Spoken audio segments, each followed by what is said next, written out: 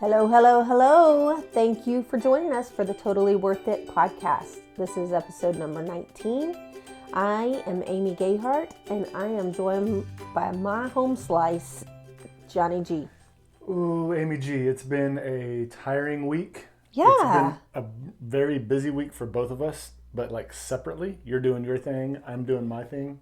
Yeah. And we come together and are tired together. And see if we can make it till 8:30. Last night I didn't make it till 8:30, I don't think. He was out. And we're recording on a Sunday morning, and it's because it's just been a busy week. Yep, it's a busy weekend. season, but it's all good. And this morning was going to be a morning of rest. How'd that work out for you? We were going to sleep a little bit, but Mabry had other ideas. She decided we should get up at 4 a.m. Which, giving her credit, she hasn't done that in a while. She hasn't. She's been doing great. So, I mean, I can say that because I'm not the one that got up with her at 4 a.m. I got up with her at 4 a.m., but you got up earlier than you needed to because you knew we had been up for a while. Yes. And so here we are on a Sunday morning, maybe both going to doze off at some point. Easy like a Sunday morning. That's for you listeners. No extra charge. And it is going to be an action-packed week, and we're about to learn why. Yeah. But we've got a great episode today. We have an interview with Daniel Stein, who I've just been so interested in ever since I've learned about what he does with Special Strong. So be sure you stick around and listen to the interview with Daniel. Amy and I have our weekly segments first. But before we get to those segments, we've got a shout out for one of our podcast sponsors. Blue Sky Therapeutic Riding and Respite is a therapeutic community for special needs children and adults located in Aubrey, Texas. This Saturday, October 17th, is our 7th annual Horses and Hope. What? Johnny's excited. It's going to be live streamed on Facebook Live and YouTube Live, so we really love for you to join us. It's going to be a ton of fun. If you've always heard me talk about Blue Sky and didn't really know what it was exactly I was talking about, this is a great opportunity for you to tune in and learn more about Blue Sky and what we do for our special needs community and help us raise a little money in the process. That is this Saturday, October 17th, 7 p.m. Central Standard Time. And we hope to see you there. Leave us a comment. Let us know you're watching. All right, Amy G, what's our first segment? See, what had happened was... I came across an article this week that caught my attention. I don't do anything scary. Nothing scary. I'm not interested. You won't even watch the commercials that come on TV for scary movies. No, I can tell within 5 seconds of a preview, I can tell if it's a scary movie, and I look away. And he'll say, what was the name of that movie? And I'll say, well, did you see? And I'll look over and his eyes are closed. Yes, I have to wait until it's completely over before I can even look up. So I just a scary movie, a haunted house, a scary story. It's not fun to me. There's nothing that's fun about it to me. Even he's a big old scaredy cat. You like the show? What's the show that you like so much? Criminal Minds. Yes. And he can't. I like that show. It's really interesting. But you won't let me watch it before we go to sleep. Not before bed. Some of those episodes are like super scary, and I never stay awake for the end. No, you don't stay awake for the end of any show. And so the beginning of it, it's something is scary happening. I'll watch it if it's light outside. Such a child. So I came across an article this week that the title was "The Creepiest Place to Visit in Every State." So this is where you're saying learning where to stay away from. Learning where to stay away from, and it's baffling to me of why people go to these places. And of course, some people like the adrenaline. Oh my gosh. So it's all 50 states. One place in each state. And there's a lot of cemeteries. Cemeteries are probably old hospitals. Old hospitals, insane asylums? What is that word? Insane asylum? Insane asylum. Yeah. There's those. Just a lot of places like that. But I chose 3 to read about. Okay. Because I just don't understand what people are thinking. Is that one you're going to read? No. I wanted to read Texas, but it was a old mental hospital south of San Antonio. Oh, okay. We don't know. It about was that. like 40 other ones. You know, Okay, there were a gotcha. lot that were like that. Okay, this one is in Iowa. And it's called the Villisca Axe Murder House. Okay, here we go. Here's the sales pitch. Okay. For a truly one-of-a-kind night away, book at the Villisca Axe Murder House, the aptly named home where 8 people were axe murdered in their sleep back in 1912.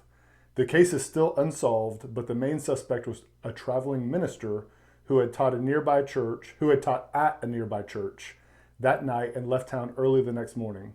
Tours and overnight stays are offered in the very rooms that were the scene of a bloody massacre. You're out. Who is in? Who would ever go to that place? Her name is Monica Alvarez. You That know, is our awful. friend Monica's listening right now. And I didn't she even would, like reading that story. And there's a picture of the room. well, does it have blood on the walls still? Maybe. That's weird. I don't mind scary stuff. I don't like chop 'em up gory stuff. Like that's not what I'm into.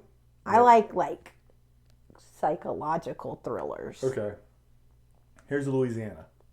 This is a little bit different. It's a little bit different Okay. theme here. The St. Roche Chapel, the Yellow Fever Shrine. Okay, here we go. In the 19th century, yellow fever swept New Orleans, but Reverend Peter Thevis, the pastor of the Holy Trinity Catholic Church, had a plan. He prayed to St. Roche, who was most identified with good health and healing, asking for members of his parish to be shielded from the disease and promising to build a shrine for the saint in gratitude. While 40,000 New Orleans died, no one in Father Thevis's community perished. Today, pilgrims still visit the St. Roche Chapel, leaving offerings around the shrine. Among the artifacts, nothing's been scary yet. I was about to say, this doesn't sound. Wait till you hear the artifacts. Uh-oh. Are they leaving bones? Children's polio braces, Oh. crutches, rows of prosthetic legs, plaster feet, false teeth, and fake eyeballs. Those are the artifacts that people leave at this place. It was a good story until that. It wasn't Okay, even. and now the worst of all. Does this involve children ghosts? Children, Ghosts that are children? have you ever heard of a story with the word? Have you ever heard of Lizzie Borden? Yeah. I've never heard of Lizzie Borden. Oh, good gosh. John Gayhart. But- Lizzie Borden killed her parents. Okay, well, do you want to go stay at this place? No. It's in Massachusetts. Did Yep. you know that? I did know It's that. called the Lizzie Borden Bed and Breakfast. Okay. That sounds about right. Here we go. I think she chopped him up with an axe, too. Well, you're about to find out. In case you don't remember the world's most disturbing nursery rhyme, Lizzie Borden hacked up her parents with an axe back in 1892. And now you can sleep at the delightful B&B, The delightful. infamous crime scene where it all happened. On your visit, you'll sleep at the Borden's home, eat their last meal, which was Johnny Cakes and Eggs, and sleep in the bedroom where the body of Lizzie's stepmother was found. Yeah. Are you kidding me? What? This is so disturbing. I'm baffled that you don't know who Lizzie Borden Never is. heard of Lizzie Borden. I've also never heard of Johnny Cakes. Well, I'm sure that's just the Massachusetts way of saying pancakes. Or hat cakes. Get your hat cakes. So this, I didn't like reading a lot of these, but But you plowed through but it. I plowed For through. you listeners, he did it for you. The creepiest place to visit in every state. That is funny. That is awful. Oh, gosh. Those axe murder stories, I don't like them at all. Sorry, hold on. I've got a situation. Okay. So that's it for me. I was scared the pants off me while I was reading those stories. That E.T., our nephew, we showed him E.T., or he was probably two or three. Let me think. Maybe 3. When he came to spend the night with us for the first time by himself. And I had rented E.T. thinking it was, and he said, oh no, not going to happen. That guy scares the pants off me. And he's now how old? He's now 23. 23. All right, John, I'm excited About your story or about something else? about my story. Okay. because so I have a hard time binge watching shows. You do? Well, for Hang on. Stop. Okay, for one reason. I get really sad when they're over. Yeah. Right? You don't like it at all when they're all over. When it's over, but you're pretty good at binge watching. Oh, I'm a pro. But I get sad, like I miss my people. Yeah. Well, guess what? There's a new season of West Wing. Bing, bing, bing, bing, bing. There's not a new season, but they're doing a special for, and it's on October 15th. But basically, it's a theatrical production. Okay. So the setting's not going to, it's not the real West Wing stage or anything like that. But it's all the characters are back. All of them are back. And this is the first time they've been together in 17 years. And is it one episode? Yeah. So this is, everyone's back except Leo McGarry. He passed away. But, so it's a trailer for a trailer just came out this morning for HBO Max's West Wing special. And it's teasing the episode remake stage adaptation for the first time. And I am so excited about this. And the theatrical adaptation is called A West Wing Special to Benefit When We All Vote. And it'll premiere on HBO Max on October 15th, which is not far. It's Thursday. It's this Thursday. And it's in support of the special upcoming election. And TNT is going to be airing West Wing marathons beginning Friday, October 9th. What do you think? What are you expecting from a theatrical? They're going to be recreating one episode, and it's Hartsfield. Let me see, Hartsfield's Landing, which was in season 3. That was the name of an episode. Yes, they're reenacting that. Yes, and it's all the same actors all together, but they're much older now. But I'm so excited. But we don't have HBO Max. I'm gonna see it somehow, some way.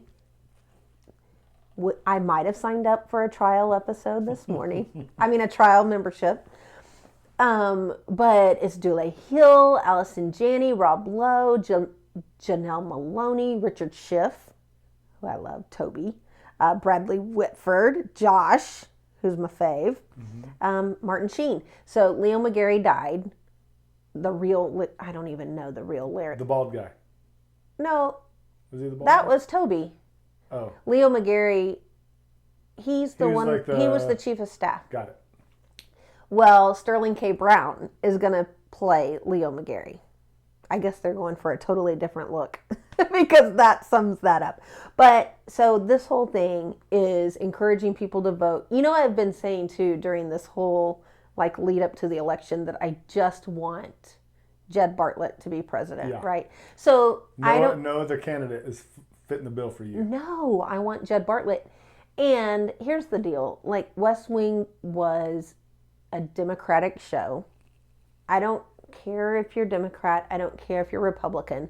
The point was that the show was really, really good. It was good. It was a good show. So during the breaks of this theatrical adaptation, they're going to have special appearances by Michelle Obama, Bill Clinton, Lin-Manuel Miranda. And so it's just fun. But it's kind of teasing that maybe there's a chance for another season. Could it be? We'll know more on Thursday if they still have it. If they still have it. If they've still got it. Have they aged out? Are they still good? Well, Bradley Whitford was on Handmaid's Tale. Do you remember? I don't know Bradley Whitford. Who's that? Bradley Whitford is Josh, who was the deputy communications director. Okay. Yeah. But then at the end of West Wing, he was doing the new president's. He was the campaign manager. Yeah. So, but Bradley Whitford is I think one of the best character actors because he's played so many parts, but he was on Handmaid's Tale. Do you remember who he was? You know what else he was in? Billy Madison. He was the villain, the not nice friend in Billy Madison. So he can do it all. He can do it all. Anyways, how exciting is that? That'll be cool. I'm in. I'll watch it. I'm so excited. Okay, I do have one more news story. All right. And this is for you. I can't wait. This is Just for you. It's similar to your first story, but it's not scary. Okay. Okay? This makes me laugh. So there's a website that offers a chance to live under a rock during election week. I am going to be doing that right here. This is for you. For those who don't want to know nothing about nothing, you just want to live under a rock, you too can. And so hotels.com said that November 2nd through the 7th, election day is November 6th. I think it's 6th. 4th or 6th. I think it's 6th. My dog growing up, her birthday was November 4th. So I get the two confused. Anyway, you can stay in a man-made cave 50 feet below ground in New Mexico. I'm in. You're in. You don't have to know anything about nothing going on. You just come out and you learn who's the new president and you get That's to move right. up on your...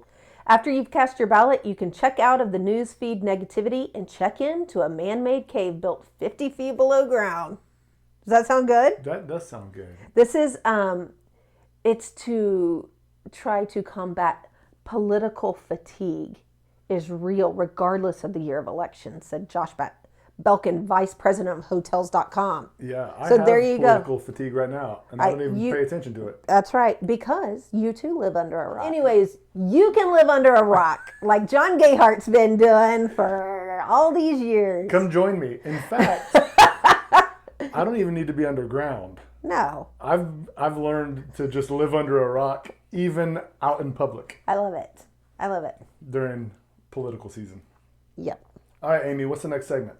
Well, isn't that special? What you got this week? Well, so I had a conversation this week, and I thought maybe this would be a good time to bring it up, that maybe some of our listeners who may have special needs children might have dealt with. So I had a conversation with a friend of mine. We've been friends for several years. And she was having a hard time just with her kiddo. And she almost felt like she didn't want to tell me about the stuff because she's like, well, it's nothing compared to what you deal with. And I wanted to say that, like, comparison, not cool. Like, don't do it, because I don't know what you're going through. You don't know what I'm going, and people do know what we're going through because we share it. Yep. But so many people struggle. And this friend's child looks completely typical. Okay. But there's a lot of struggles going on. And it just broke my heart. Because, and I've said this before, I don't know if I've said it on this podcast, but sometimes when your kid looks typical, it's harder. Yeah. Because it's looked at, maybe some of the behaviors are looked at as like being a brat. Yep. Versus having special needs. Yeah. And so, many of the Down syndrome citizens have a look. And I mean, if you're around Mabry more than a minute, you know that she's special needs. And they get a pass. Yes, for those exactly. behaviors. And the parents get a pass. Yeah. We get a pass a lot of times. Yeah. But it's those that are, don't have the look, and it isn't automatically obvious that there's something more going on, that those parents must have to suffer in silence a lot. And that hurt my heart this week, that I didn't even know that this stuff was happening. And it just, I would just love for, especially special needs parents, not to compare, your life with others' lives, because all it does is it discounts what you're going through. And that's not necessary. You don't need to do that. Like, you've said this before, that no matter what you're going through, it's a 10 in your house. Like, on a scale from 1 to 10, in your house, it's a 10. In our house, Mabry's a 10. Yeah, and where that came from, because it really adds to that hurt when they don't want to talk to you about it, because they think that what they're doing doesn't measure, or what they're dealing with doesn't measure up to what you're dealing with. Right. And that's where that statement first came to my head, is I was talking to a guy who has a son. And it was a similar conversation. Yeah, and he has an autistic son, but his son is in a lot of mainstream, fairly high functioning, and I think once he learned about Mabry, he said, he said something along the lines of, well, I really shouldn't complain because he's probably like a 3, on a scale of 1 to 10, he's probably like a 3. And I just looked at him and I said, no, you need to talk about it because to you, he's a 10. Yeah. He might be a 3 compared to other kids, but when it comes to what you dream, your dreams for him, your expectations, your hopes, your desires, he's a 10, not a 3. And so don't feel bad about going through those struggles. We need to be able to talk about that. Well, and something else too is that I had a listener reach out to me, I guess on Instagram, sent me a message and was just like, how do you and John do it? Like y'all are on the same page and da da da. First of all, you see what we want you to see. I mean, we're pretty open and pretty real, but you don't see our day-to-day struggles. And also, so I responded to this person and I said, well, how old is your child? And she was like, almost 2. And I said, okay. So, hey, we've been doing this a lot longer. Still, you don't need to compare, but when Mabry was 2, we were probably right where those people are, and that we're further down the line. And there's people ahead of us that we look at like and say, hopefully in 15 more years, that's where we can be, And so I think that's kind of a healthy comparison, but when it starts to negatively describe your marriage or your partnership or anything like that, like that's not a healthy place. Right. And anyway, that just really hit home that when we compare ourselves to other families without knowing everything that they're going through, I think it just leads to disappointment. Yep. And we'll even have friends that don't have children with special needs even feel guilty about telling us about a hard day. Yeah, absolutely. We'll be in conversation and they'll find themselves talking about how hard their day was, and pretty often they'll stop and say, you know what, I'm not even dealing with anything like what you guys are. Yeah. And that's not what it's about. No, it's not. As friends and if we're in a relationship, we need to be able to hear about what's going on. Just like anybody else. Everybody's days are hard. Absolutely. And we need each other to help each other get through it. It's so true. It's not a matter of whose days are harder. Yeah. Or, should we be able to voice our challenges or frustrations? Yeah. And I did this once, and to my good friend who has twins with autism, and I just looked, she is a superwoman to me. And I just said, I don't know how you do it. And she was the one that kind of said, I just have to deal with autism. Like, you have to, handle autism and 2 typical children. So you've got to balance that. That's hard. So it kind of was nice hearing that, yeah, we're all different. We all have different stuff going on. And so comparing yourself without really knowing all of the difficulties, that's tough to do. Yep. So my story for this week is actually along similar lines. There's not a lot of circumstances that I find myself where I actually feel like pity for myself. Like, oh my gosh, this sucks. I've trained myself to just muscle through almost as a default, even when it's not healthy all the time. And we talked about on the podcast last week how we were preparing for Slater's birthday party. Well, after that podcast, we had Slater's birthday party. During the birthday party, I was trying to be as involved as I could. It was a group of 11-year-old kids playing Pokemon, so I had trouble really relating and getting excited about it, but I tried. And I need as much of that involvement with Slater as I can get. Yeah. And to be a part of that, because we just don't have all the opportunities. And about midway through the party, Mabry escapes. Yeah. And it was, she got out of the side gate that I left unlocked. So it was totally my fault. I had to go chasing after her. And this one took a long time to get her back in. Yeah. I feel like it was 30 to 45 minutes that I was outside with her. I think it was. By the time I got her back in, maybe with your help, maybe with somebody else's help, I don't even remember. But by the time I got her back, I had missed cake. Yeah. I had missed singing happy birthday. Yeah. I had missed opening presents. And I was bummed because I needed that time with Slater. And I needed it. I don't even think he knows that I wasn't in there. Right. He would, he's at that age to where cake and presents, he doesn't even care who's at his party. He just wants there to be cake and presents.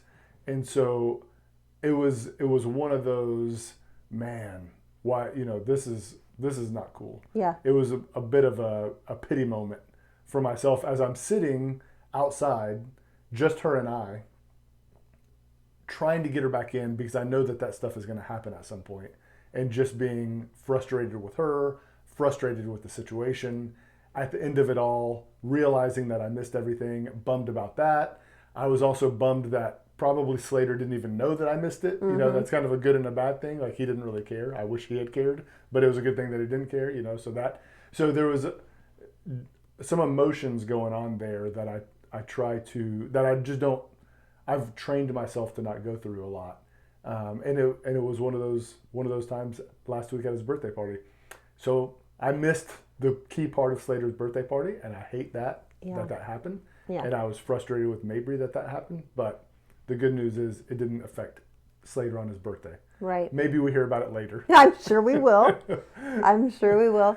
And it's hard because, and especially in that situation, like I was calling you saying, hey, do you want to switch, that type of thing. But in reality, like, you probably don't have all the tools to make an 11-year-old birthday party run. So in that situation, I needed to be inside. And Slater knows whether you're a part of it. Right. He doesn't really know if I'm a part of it, maybe. Or he doesn't express it. It's in that situation because he knows I take care of the parties. Right.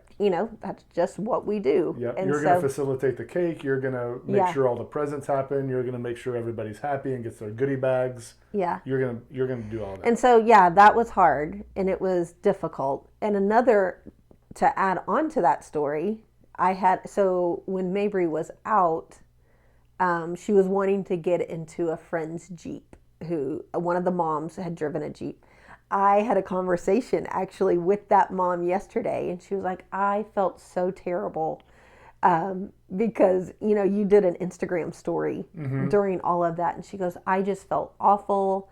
And I shouldn't have driven the Jeep there. And I was like, so-and-so. Yeah. I'm not going to say her name, but I'm like, so-and-so. It could have been a white Mitsubishi, that Mabry wanted to get in at the time. Yeah. But it's not your fault. And she goes, I just felt terrible because I know it's difficult. And this mom gets it. Yep. She gets Mabry. She gets the special needs world, like totally gets it. And she goes, I'm one that shouldn't be adding, chaos to a birthday party that's already going to be hard for you. And she goes, I just felt terrible. And I was like, I am really sorry if we made you feel that way. So so many emotions go into an 11-year-old birthday party. Yeah. The reality is we can't predict what Mabry's going to want at the time. We can try our hardest, but who knows? It could be a certain sticker. It could be, who knows what it is. Well, I did an Instagram story while all that was going on, and I got a lot of messages and a lot of responses through those stories. I feel horrible that I hate that she feels horrible. Yeah. That didn't even cross my mind that was going on because, like you just said, it happened to be a yellow Jeep. Right. Which is right up Mabry's alley. Yeah. But if that yellow Jeep wasn't there, she would have been obsessing about the gray minivan right next to it. Yeah. It doesn't matter what, exactly. if that yellow Jeep wasn't there. Some friends came over the other day and I had to tell them where to park so that Mabry couldn't see the vehicle. Right. Because she's just going to obsess over any guest, she's going to obsess over their vehicle in the driveway. Now, this one happened to be a yellow Jeep. So she obsessed even more. This time. Well, and what my friend was saying was I just felt horrible because Mabry, she ended up taking Mabry for a ride, which was so kind. And she said, I loved it. I loved taking her. She was so happy. And then we pull in and it was like worse than it was before we left. And John had to physically remove her from the car. And she said, I just felt awful. And I said, here's the deal. And I was like, we've talked a lot about, Mabry wanting to see Santa Claus and Mabry wanting to go to a pumpkin patch and Mabry wanting to ride on a boat. These are things that, yeah, she wants. And so people will just say, just buy her a boat, or just buy her a horse and keep it in the backyard. Nothing's ever long enough for Mabry. So she could ride in a boat for 6 hours, but we're going to have to physically remove her when the 6 hours is over. And that's what I was telling this person. I was like, look, thank you for taking her on a ride. And it's funny because I said, the 10 minutes that she spent with you happy was totally worth it. Yeah. And that's what I told her. I was like, hey, see what I did there? Totally worth it. But that's what we do. Like the fun things that Mabry get to do are worth it to make her happy for the chaos that's going to ensue when we're done doing that thing. Yeah. And so it's a hard balance. It's a really, really hard balance.